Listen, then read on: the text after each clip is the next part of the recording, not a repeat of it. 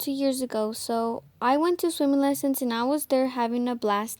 Me and my friends always played around before the teacher was at the deep end. I was just chilling and I said to my friend, let's call her Allie. So I said, let's see how long we can hold our breath underwater. So whenever it was my turn, I went underwater and I almost drowned. Good thing I could hold my breath pretty long.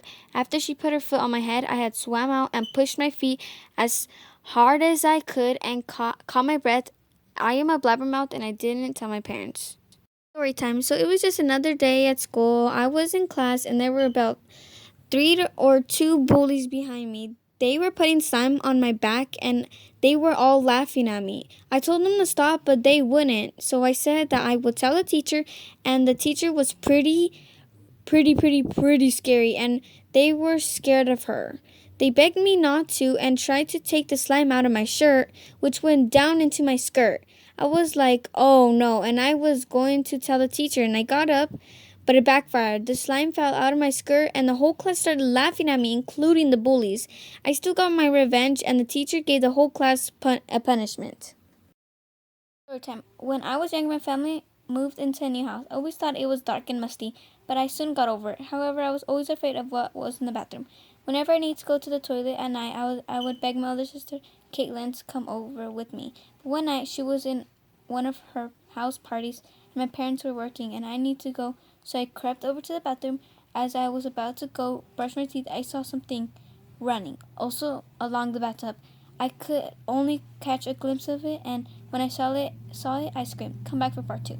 Part two. I could only catch a glimpse of that thing. When I saw it, I screamed. I ran out of the bathroom. When my mother came home, I told her what had happened, but when she went over to the bathroom, we didn't see anything. She thought I was lying, so she she took my phone away for 3 days. Story time.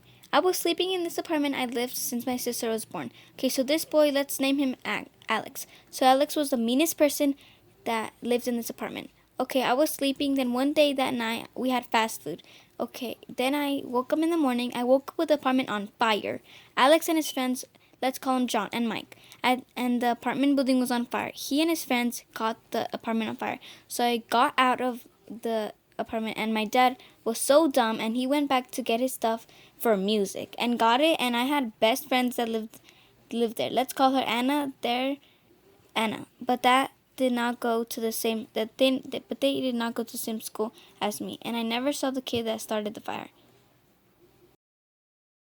Story time of how I got bullied, but I was lucky. So there was this one boy, let's name him Alex. So it all started in second grade when the girls and the boys were fighting over the ball. So I was in the front trying to get the soccer ball. So Alex punched me in the stomach. Later they called my mom, and the teacher talked to Alex, and he stopped for about a year. Then in third grade, Alex started making fun of my name, Talis. But by the way, I'm not going to say my last name, but my name is pronounced Talis. After a year of that, I left the school to my new strict Christian private school, and I still played on the soccer team from my old school, and turns out he broke my friend Julian's arm. So I was lucky that it wasn't me. By the way, I'm in 5th grade now. Story time. This is a very scary story. So when I was home alone one night, my mom and her friend were at a best friend's house, and my sis best friends were at our home. And we were all watching Netflix on my sister's computer. My sis turned around and saw someone in our window looking at us, and we all ran upstairs, and I started crying. Story time. So this is a ghost story. It's true, of course. My grandma and my grandpa live in Alabama, as well as the rest of my family. My cousins plus my grandma have seen this little girl who looks like my cousin with black eyes. One was with my grandpa and my tío, and my oldest cousin got pushed off the beds at the same time. The other was when my grandpa was putting all the kids' coats on, and the other was when she was watching my cousin sleep. They scared me, of course, but I shrugged it off. Of course, I believed in ghosts, but I was getting something, and I had to go to my grandpa's room. They have a mirror right when you turn to the right, and when I looked towards the mirror, I saw this girl behind it, and I was like, whoa. And I was brave enough to look behind me. I would never have done it. I just did.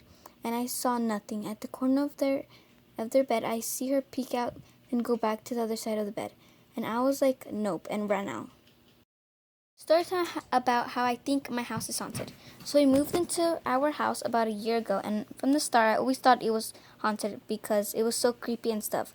But we still moved in because we liked the house. So then a week after we moved in, I was in bed and I kept on having stuff in the attic, but keep hearing stuff in the attic. But the thing is, my dad only goes to the attic to get like toys and Christmas decorations and nothing else. But there is barely anything in our attic that he needs, and like it wasn't like writing or nothing because I live in England and you get a lot of rain.